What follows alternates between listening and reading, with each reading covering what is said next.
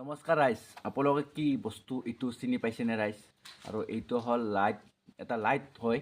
আৰু এই বস্তুটো হ'ল আগতে বিয়া সভা এইবিলাকত মানে পোহৰ উদযাপন কৰিবলৈ মানে পোহৰ দিয়াৰ কাৰণে এইটো বস্তু ব্যৱহাৰ কৰিছিল ৰাইজ। মানে এইটো লাইটটোৰ নাম হ'ল হেঁচাক লাইট। আৰু যিটো লাইট চলিছিল মানে হেৰিত কি বুলি কয়, কেৰাচিন তেলত। এতিয়া বাৰু কেৰাচিন তেল নাই আৰু এটা মেইন তেল লাগে। আপোনালোকক ধুনীয়াকৈ এই লাইটটোৰ প্ৰচেছটো দেখুৱাই দিছোঁ, কেনেকৈ মানে কি জ্বলোৱা হৈছিল। আৰু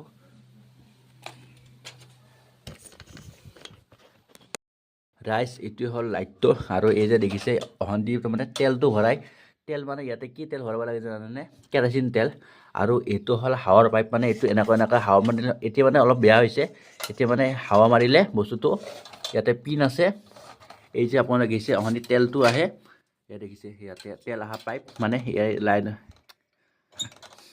অহন্দি তেল আহে ৰাইজ। আৰু তেল আহি কিনে এনেকৈ ঘূৰিছে অহন্দি। এই যে দেখিছে এইটো তাৰমানে এটা মেণ্ডেল বুলি কয়, সেই বস্তুটো ইয়াতে খোৱা হয়। খুৱাই দিয়াৰ পিছত পোহৰ হয়।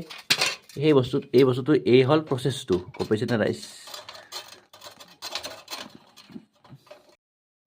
আৰু এতিয়া কাৰ ঘৰত এনেকুৱা বস্তু আছে কমেণ্ট কৰি জনাব। আৰু মই এতিয়া ভাত খাম, ভাত খাই উঠি কোম্পানীত যাব লগা আছে, ডিউটি যাম। গতিকে এইটো ভিডিঅ' ইয়াতে সমাপ্ত কৰিছোঁ।